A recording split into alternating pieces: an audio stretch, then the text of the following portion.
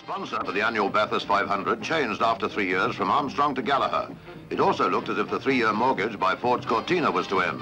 The X500 was no longer eligible. Triple winner Bob Jane not driving. Reynolds driving a Bellet. Harry Firth, Barry Seaton and Midge Bosworth all at the wheel of a Morris Cooper S. There are 17 of these 1250cc specials, the sportsman's dream. Twin fuel tanks and fillers, bigger brakes and wheels than their city counterparts. Their Achilles heel could be tyres, so the choice, balance and compression demand very special attention. Over 7 hours continuous use with hard braking and cornering. Every set of tyres changed will be at least a lap lost. Secretary Hinksman and Clerk of Course Mogridge have controlled this race since its inception. Every year improvements. As ever, they're addressing some very new faces among the hardy annuals. This year, drivers from Japan to demonstrate Datsun reliability. A compulsory meeting on both practice and race day makes sure that all know old and new regulations. There's a big reputation to protect for excitement and safety, a reputation that must be retained under the new Gallaher banner. Japanese quality was well established last year by the Toyotas, and they're on the job again. 55 starters in 4 price classes up to $4,000. They're rolling out to the grid for the 9 a.m. gun, finish soon after 4 p.m. First appearance of the Toyota Crown 6 anywhere in Australia. While Jack Needham's Studebaker, not blessed with the best of good fortune, is fronting up for the 4th time. Continental topliners Altonen and Hopkirk, with Monte Carlo scalps to their belt, will throw 2 mighty minis around one of the toughest circuits in the world. Bob Holden with Rauno Altonen in 13, and Brian Foley is the partner Paddy Hopkirk wants to remember. No official Ford entries, so Harry Firth will be at the wheel of Mini 9. The winding track 3 7/8 miles, rising 650 feet. The winner will average over 73 miles an hour. One of the classic events of Australia's motor racing calendar. Stand by.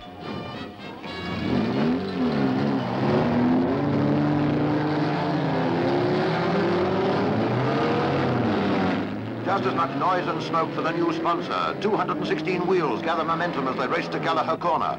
Balloting for grid position ensures the high-powered cars get clear first, with the minis yapping at their heels. Into the famous S's with Weldon in front of their Malga Valiant, Altonen right up behind them. Then Brown, Smith, Savers, Holden, 3 more minis, the Boddenberg Valiant, then minis galore.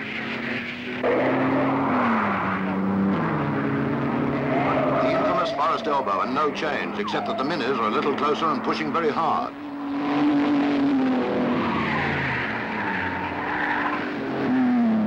Over 100 miles an hour down Conrad, and at the bottom it's obvious the Studebaker is not going to press so hard this year. Stays out wide and invites the Hurry boys to have a go. Watch at the back as the Manda Davis Cooper bolts for Bathurst up the escape road.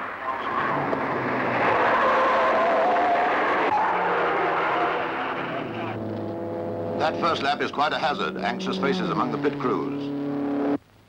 Now the now-go O'Keefe Valiant can feel the thin Altonen right on his tail, waiting his chance. He got it, between the cutting and the S's, so did Smith 18 and Brown 10. Not much relief for the big fellow, behind him 3 more, Hudson 12, Foley 28, Matic 21, then Aaron, Stacey, Forrest and, well, you pick 'em. Watch Altonen's course through Forest Elbow. There's some skill in that pack and some fun. Top names like Bartlett, DeMuth, Seaton, Sutherland, Matic, Firth, Aarons, Foley.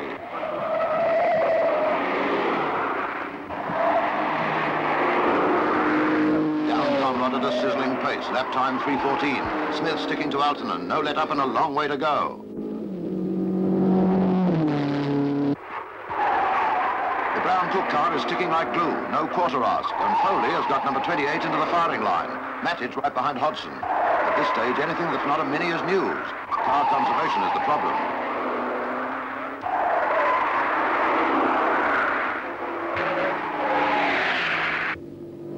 Up Mountain Straight to the cutting, closed to the public. They don't see Smith take Altonen. Privilege reserved for the local livestock. A few laps later, just after 9:30, Smith drops back and Foley hits the front. They just can't keep this up. Stamina will supersede skill as the clock ticks by.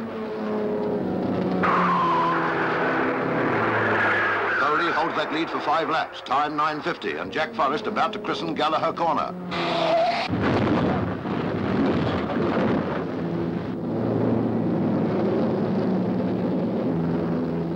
He's still in there, sorting himself out, but okay. An obstacle for the others and a job for the tow wagon. Since last year, the council has done a good job widening the two bottom corners.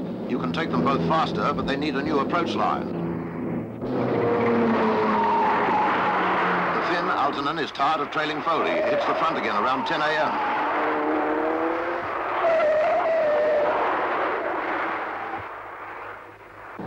There are only 2 escape roads, and Paul Mander has had a look at both of them.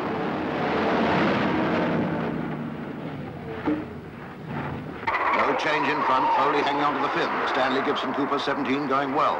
Poised in 4th, outright behind Smith, keeping up the pressure. He's just passing Harry Firth in 9, biding his time. Very noticeable that the big cars aren't joining in the front free-for-all this year.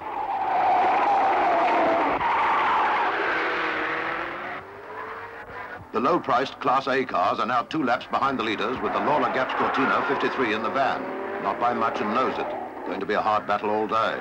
The 3 Datsun Bluebirds are only seconds behind, with the Japanese drivers in 54 holding second spot. The Datsun boys must feel confident, with all 3 purring round trouble-free. None of these boys can speak English, but they can drive. In the next class, up to $2,040, the Grey Holland Cooper is a clear leader, just ahead of Chivers in another 33. Then the Williamson MacArthur Toyota 34. These 4-door family saloons, 3 of them, are doing well against go-go cars built for speed. After a little more than an hour, the big cars are all about a lap behind. Little to choose between the 2 Valiants and the Studebaker. It's a track that doesn't suit big cars, and it's difficult to know how to drive against this pack of minis. As long as they don't get too far behind, the big fellows can always press later.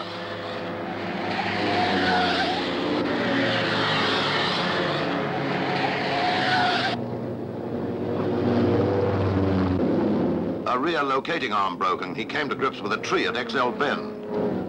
No comment. At this stage, he's 3rd outright behind Altonen and Foley. This debut by the Toyota Crown 6 is impressive.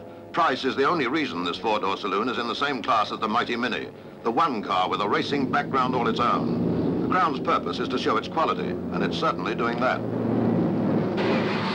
So are the other members of the Toyota family, all 3 of them. Still just over a lap behind the Grey Holland Cooper, and none of them thrashing too hard.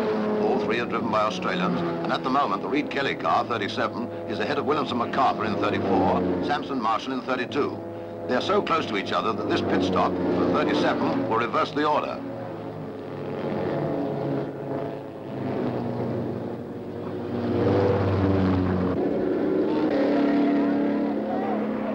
Cars still 13 and 28, doing 3 minutes 15.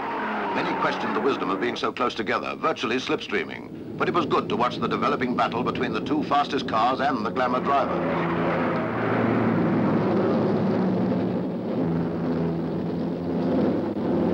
Suddenly, after doing only 4 laps, the smiling Irishman, Paddy Hopkirk, had to share his disappointment with the crowd. Into the back of the pits with centre main bearing failure. These top-liners learn to grin and bear it when Lady Luck puts on a tantrum. The same thing could happen to Altonen. 13,000 miles to drive 15 and then back home again. It's all in the game. Light up a Gallaher and join the cheer squad for Rauno. A long pit stop for the Eiffel Tower Valiant left the Studebaker in front, Class D. The Radford Cooper rebuilding the front end. About 10 minutes after Hopkirk dropped out, Rauno Altonen brought number 13 in for twin tanks full of petrol and a change of tyres. All the old hands at Bathurst conceded the masterly skill of this man in his first attack on Mount Panorama. It seemed effortless. They also doffed their lid to Bob Holden. Similar lap times told their own story. Not that this car was that far in front. Whilst in the pits, number 18, Smith, took the lead. Perhaps a little erratic, but when you're in front, the others have to catch you.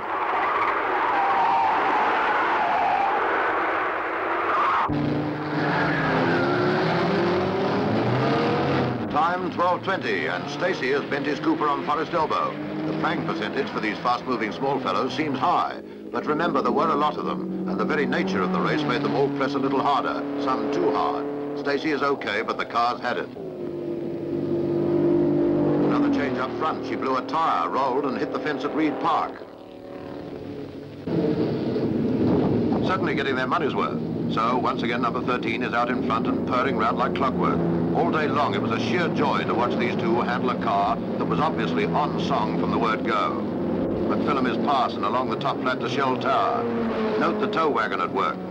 And as we drop into the S's, the Lister Porter Volvo up against the bank after a 180-degree spin. The car on his tail is one of the Datsuns, with what appears to be a rising sun gleaming from the back window.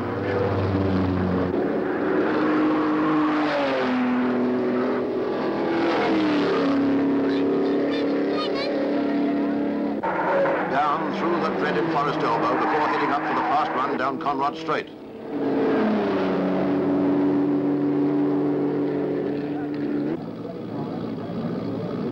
This car is lapping some 5 seconds quicker than last year's winner, going like a thoroughbred and raising a smile from the BMC training camp. Mother and child doing well.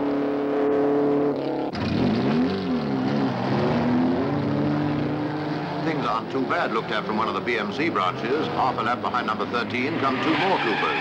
Stanley Gibson 17 just ahead of Brown Cook 10. Both driven sensibly and poised to take over if anything should happen.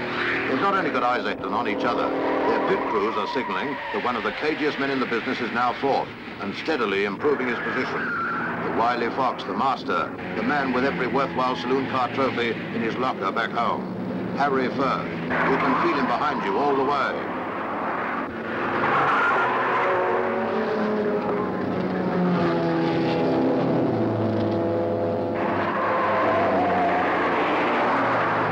Fairly obvious that confidence was the reason for the long journey by Japanese drivers Kitamo and Takanashi. They've gone to the front in Class A, half a lap ahead of the Lawler Gaps Cortina 220, number 53.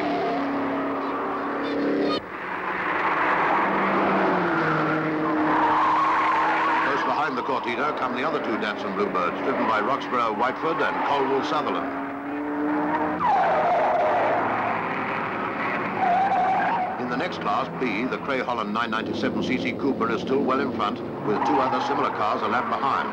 Behind them, 2 of the 3 Coronas, a Bennett, Hillman and the other Toyota. All going well, but not without incident.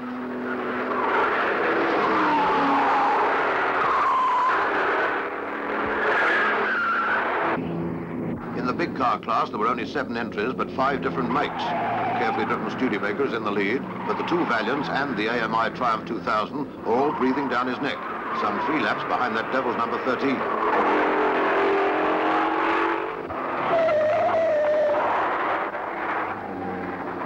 The surprise packet in this big car class was the lone Holden X2. In previous years, they'd had more than their share of trouble. This Savile Taylor machine is not only up with them, but sticking to the job.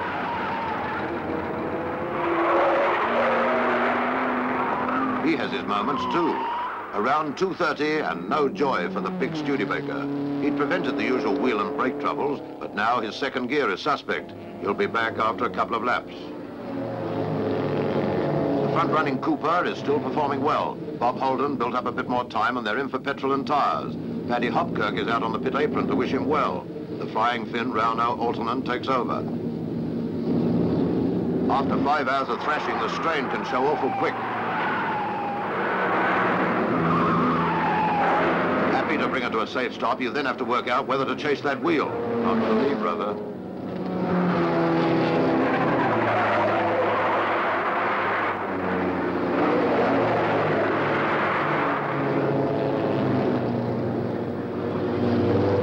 Yes, it's gone, nuts and all. With the Studebaker out of it, there's a real battle developing between the 2 Valiants, the Holden and the Triumph 2000. The Bodenberg Valiant has wheel-bearing trouble. He had his nose in front with the Nauga blackfellow pressing hard. The look on the driver's face will show how close is the margin.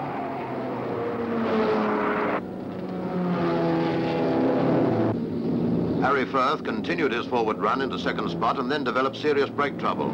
Typically, he voted for discretion, coast his way round. Thus, he'll live to fight another day. Maddich had a go, but nothing could make much impression on Altonen. His average lap time for the whole day was 3:19. And at 11 minutes past 4, Bart Mockridge reaches for the checkered flag. One of the few men to win at his first attempt on this course, Altonen sails over the line 5 minutes 16 seconds faster than last year. A lap and 31 seconds ahead of Stanley Gibson, then McPhee Mulholland. The first 9 places outright to Mini Cooper S. Datsun, Cooper and Valiant, the other class winners.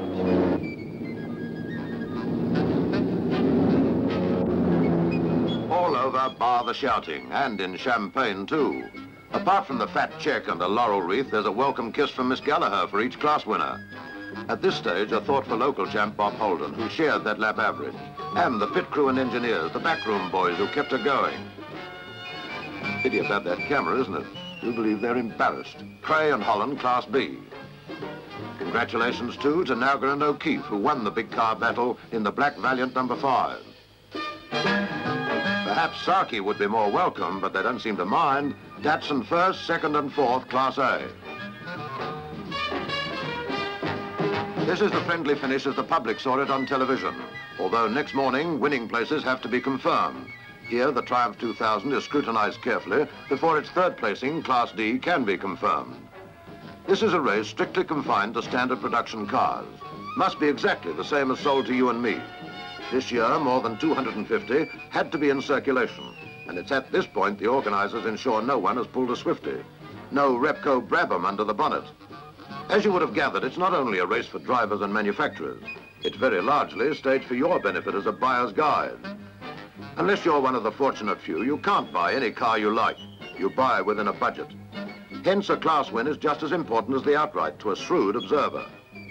It also explains why manufacturers enter cars that can't be expected to win outright. Each can only appeal to its own market.